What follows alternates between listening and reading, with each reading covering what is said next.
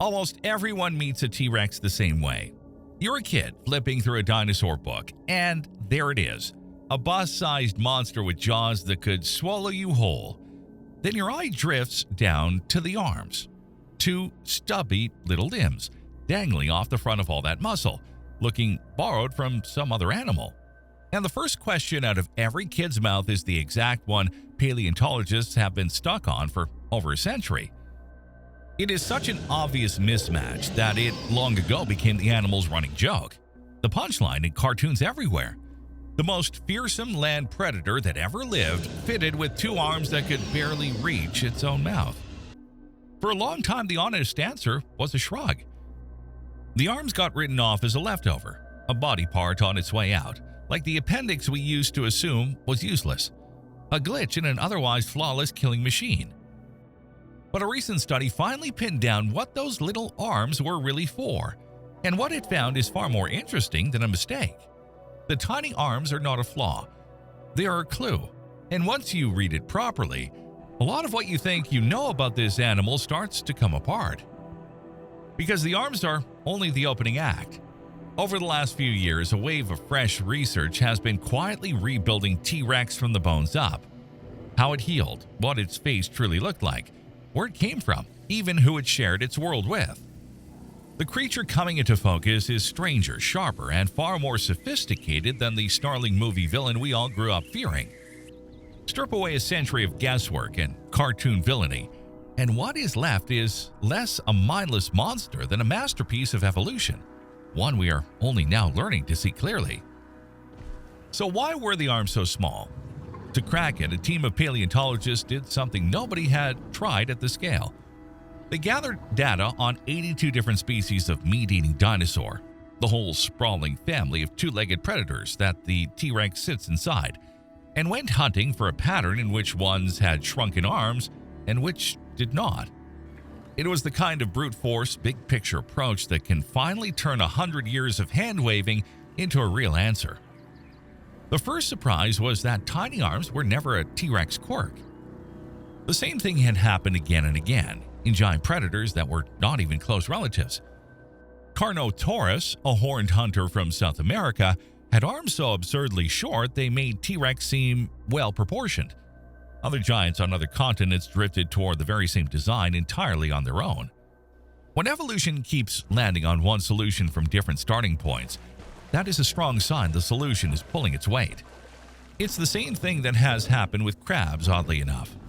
All across the animal kingdom, unrelated creatures have independently evolved into crab-like shapes so many times that biologists gave the trend its own name. Evolution has its favorite answers, and it reaches for them over and over whenever the problem is the same.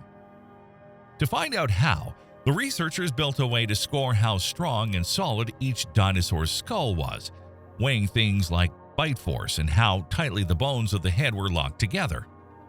Then they lined up that against arm size, and the pattern jumped right out. The more powerful and reinforced the skull, the smaller the arms, and the link was tighter with skull strength than with overall body size, which matters because it means shrinking arms were not just a side effect of growing huge. Something about those massive heads was directly tied to the vanishing limbs. The story they reconstructed goes like this.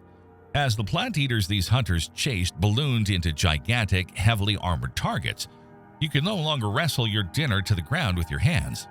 The winning move became the head, a skull engineered to clamp down and shatter bone in one catastrophic bite. Once the jaws were the weapon that counted, large, grasping arms turned into dead weight, expensive to grow, expensive to feed, and easy to get in the way. So generation after generation, across at least 5 separate lineages, the arms quietly withered while the heads grew more monstrous.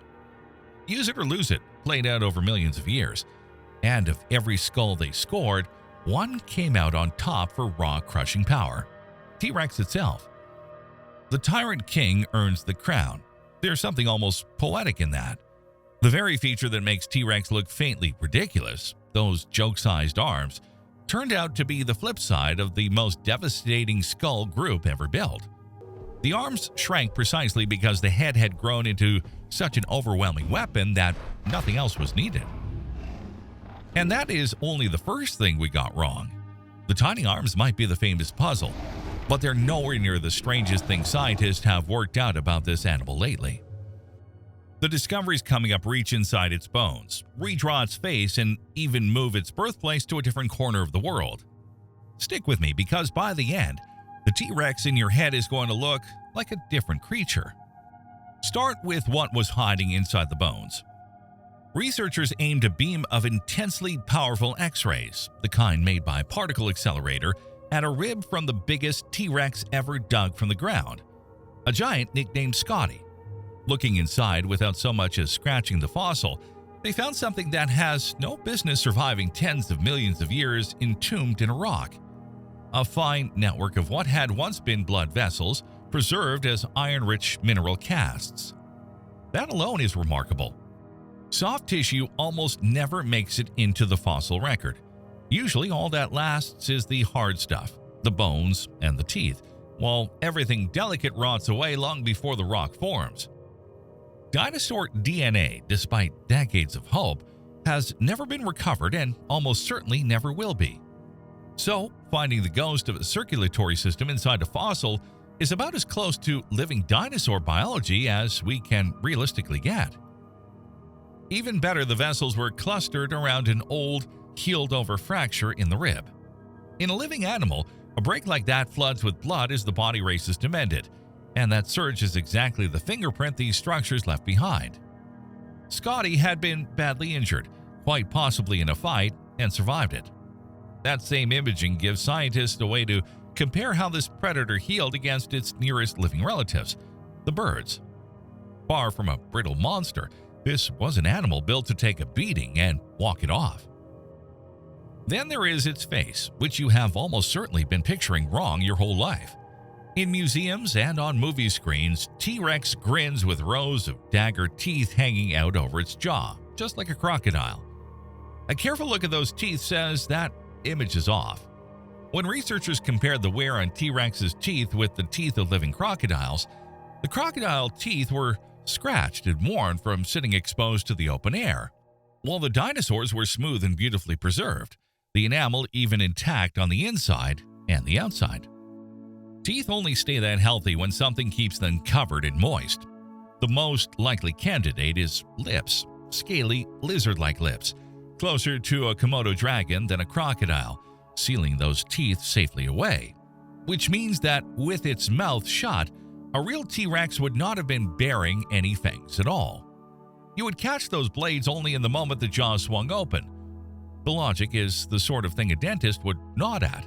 Exposed teeth dry out and get damaged, which is why a crocodile's teeth end up so battered. Teeth tucked behind lips stay bathed and protected, and they hold up. And before you assume those huge T-Rex fangs were simply too big to cover, consider that some monitor lizards alive today carry teeth that look far too large for their mouths, yet they hide them behind lips just fine. The origin story is shifting too. For years, the going idea was that the T-Rex line wandered into North America from Asia.